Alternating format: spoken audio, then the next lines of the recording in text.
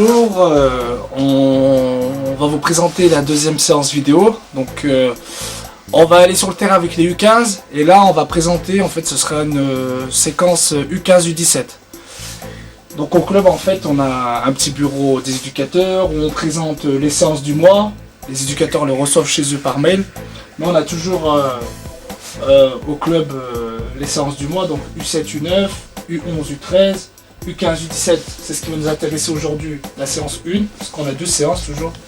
Et les seniors qu'on n'a pas encore affichés, mais qu'on va afficher. Voilà.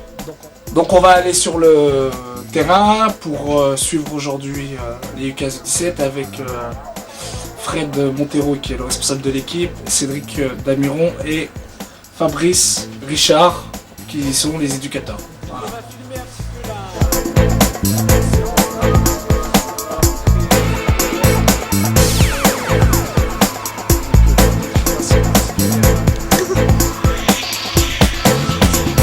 Donc faites les gestes comme il faut, écoutez bien ce qu'on vous dit. Donc faites les gestes comme il faut. Voilà, après on va l'utiliser pour le club, pour diffuser un petit peu ce qu'on fait. Voilà. On attaque.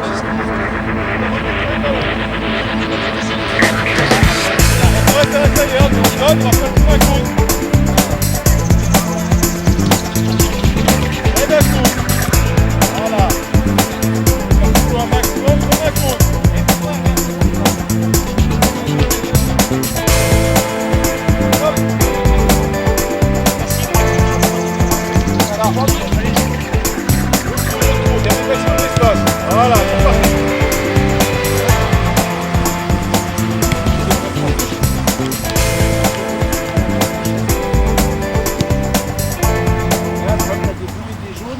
Donc là on a commencé la première séquence de taureau. Là par rapport aux éducateurs, ce qui aurait été mieux de commencer, c'était par rapport à faire un taureau simple sans d'abord faire le tour des cônes. Pour que les joueurs d'abord s'habituent sur la contrôle et la passe. Là on a tout de suite mis une difficulté trop forte. D'accord. Ensuite, après pour les taureaux, le problème c'est qu'on a des joueurs qui ont des chasubles jaunes et bleues. Donc c'est compliqué quand on perd le ballon. Vaut mieux que le taureau il ait un chasuble d'une autre couleur dans les mains, comme ça on l'identifie tout de suite. D'accord. Dès qu'il a perdu le ballon, hop, après on change. Puis après vous rajoutez la consigne que vous avez donnée, quand on fait une passe, de faire le tour d'un coup, peu importe le coup. D'accord. Vaut mieux commencer d'abord à Mourad plus simple, et après, Mourad il va t'ouvrir de 3 minutes quand le jeu est bien compris de tous, de mettre la difficulté avec faire le tour du coup. Vous rapprochez. Voilà. Ensemble. Voilà, encore.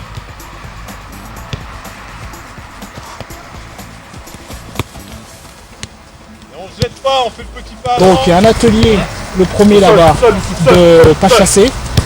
D'accord. Ils passent entre les barres et ensuite font leur passe pied droit, pied gauche. Et là il y a un atelier d'échelle. Il y a un atelier d'échelle où ils passent. Et pareil, un coup pied droit, un coup pied gauche. Ok, ta main, juste ta main. Ensuite ils vont à la bande d'arrière et puis ils reviennent devant. Encore.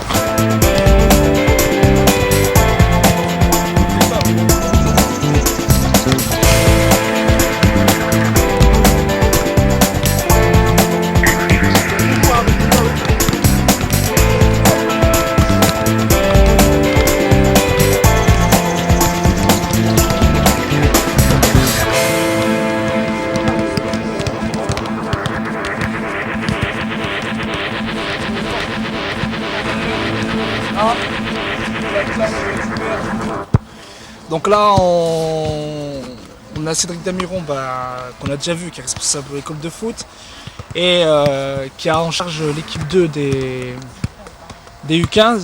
Voilà, si tu peux un peu nous parler de cette catégorie, toi à ton niveau par rapport à ton équipe et par rapport après au niveau des joueurs.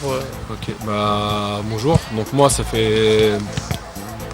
je commence ma deuxième saison en tant qu'éducateur U15, donc pour l'équipe réserve. Donc dans l'ensemble, c'est beaucoup de jeunes qui viennent de commencer le foot, qui découvrent le foot. Pour d'autres qui enchaînent sur une première année, voire deuxième année de foot. Donc qui découvrent le terrain plus grand, les dimensions de terrain plus larges, plus longues. Donc difficulté dans la geste technique, motricité comme vous avez pu le voir. Mais c'est des jeunes qui sont motivés, qui amènent un entraînement, qui sont là nombreux, qui viennent au match tous les dimanches, donc dans l'ensemble je suis content de vous. D'accord, de contrôle passe, donc c'est un passe essuie. On part, il y a 4 joueurs qui attendent le ballon, donc il y a le plot bleu, ils s'avancent vers le construit, voilà, ils attaquent leur ballon en mouvement, la passe n'est pas bonne. Contrôle ton ballon, t'as le temps. Contrôle ton ballon, t'as le temps. T'as pas limité. Et ensuite ils mettent le ballon dans la porte et ils frappent au but. Allez, suivant. Voilà.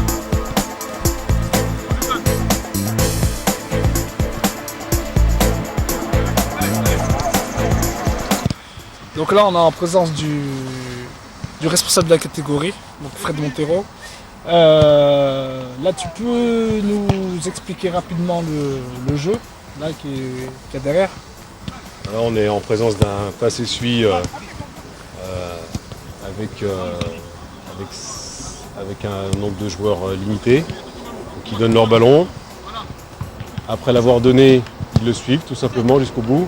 La finalité c'est d'aller marquer, s'appliquer, coordonner les appels avec les passes, s'appliquer dans les gestes techniques et aller marquer un but. Là sur donc comme je l'ai dit, tu es responsable de la catégorie. Là ta difficulté toi pour les joueurs que tu as, quelles sont tes difficultés? Alors les difficultés, là premièrement c'est qu'on a commencé la saison déjà depuis le 20 août et qu'on arrive au mois d'octobre et que les derniers que vous voyez ici, il y en a sur les 5-6 joueurs qu'on voit ici, et il y en a plus de la moitié qui sont arrivés mi-octobre, donc ça c'est une difficulté. La deuxième difficulté c'est que pour la plupart ils commencent à jouer au football à 15 ans. C'est pas le plus facile, donc ils ont beaucoup de retard au niveau de la motricité, au niveau des gestes techniques. Après, on a encore à mettre un petit peu au pli, on dira, certains parents au niveau des accompagnements le week-end. Autrement, il n'y a pas plus de difficultés que ça au niveau matériel, au niveau terrain et tout le reste. On est plutôt bien lotis, donc voilà. Et puis au niveau de tes joueurs, comment vous organisez pour les entraînements? Voilà. Alors on a 2 entraînements dans la semaine, le mardi et le jeudi. Le rendez-vous c'est 17h30.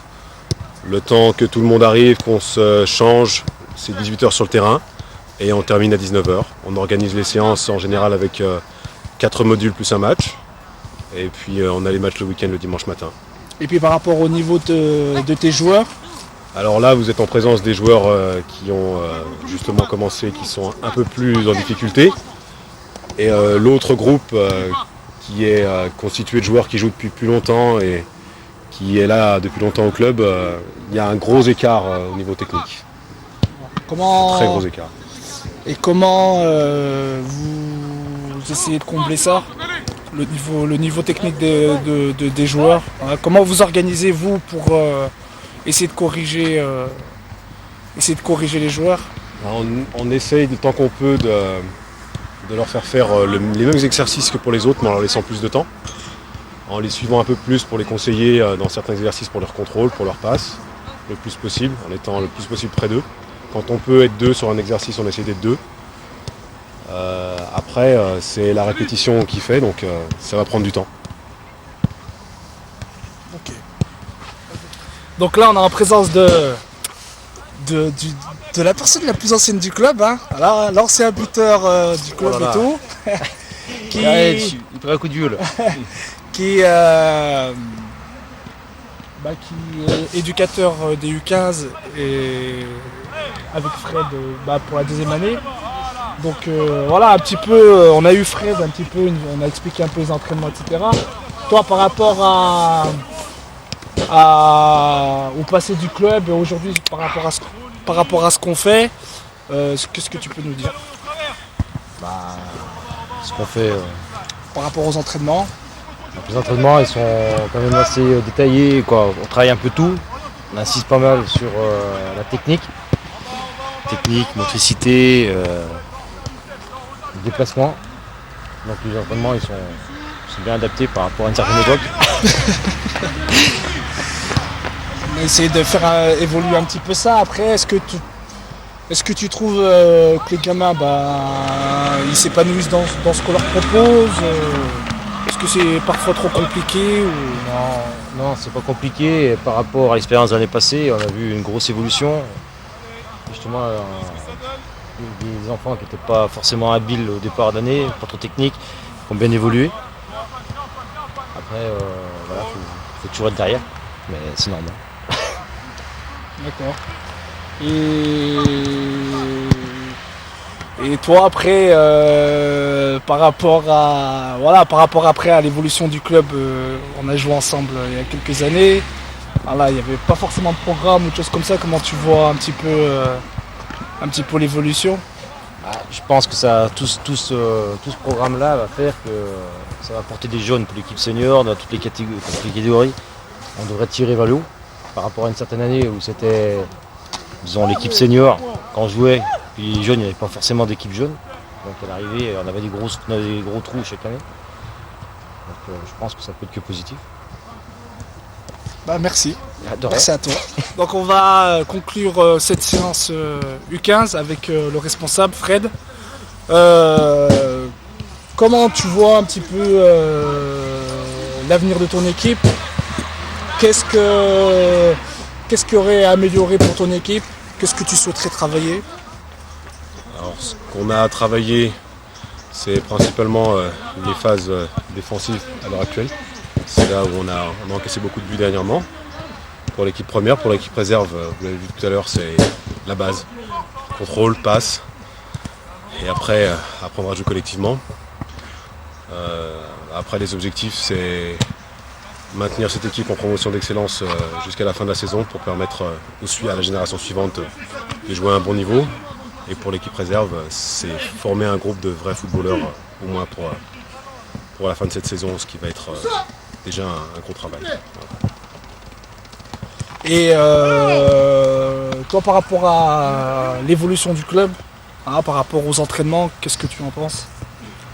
Alors, il y a beaucoup de mieux au niveau de la structuration des entraînements, puisqu'on fait maintenant, grâce à vous deux, on fait maintenant des choses qui se répètent plus souvent, avec plus de support, plus de soutien quand on a des soucis au niveau technique ou logistique. Après, il y a encore des couacs liés à la taille de notre club par rapport aux joueurs qui vont et qui viennent.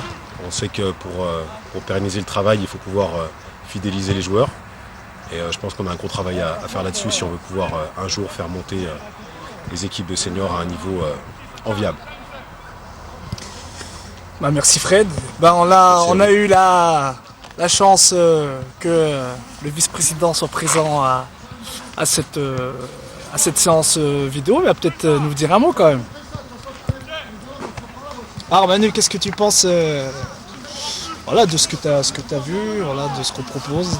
Ce que je pense, c'est qu'il y a beaucoup d'évolution par rapport aux entraînements. Ça fait un moment qu'on est au club, ça fait 14 ans. En 14 ans, on peut dire que ça a vachement évolué.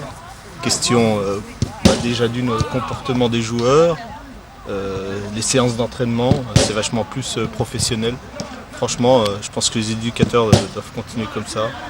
En plus, avec l'aide du responsable sportif François Sanchez, ça va tout bien. Avec les aides d'Alain Burgos aussi. Je pense qu'ils mettent des bons entraînements bien adaptés aux joueurs. Et je pense que petit à petit, je pense que le club va s'agrandir. Question déjà catégorie des équipes, on va peut-être jouer un jour. Peut-être qu'on emmènera des équipes jeunes en ligue, ça serait bien. Voilà. Et je trouve que tous les éducateurs jouent le rôle à fond. Et c'est tous des gars bien et qui écoutent bien leurs responsables et tout, alors ça peut que aller. Voilà, c'est tout ce que j'avais à dire et voilà, que le club évolue bien et c'est très bien. Alain, donc on va clôturer la session numéro 2. On remercie tout le monde. Voilà. Je te remercie aussi, mon petit Alain. Hein, et à la prochaine, De rien. à la saison épisode 3. Voilà. Au revoir. Ok.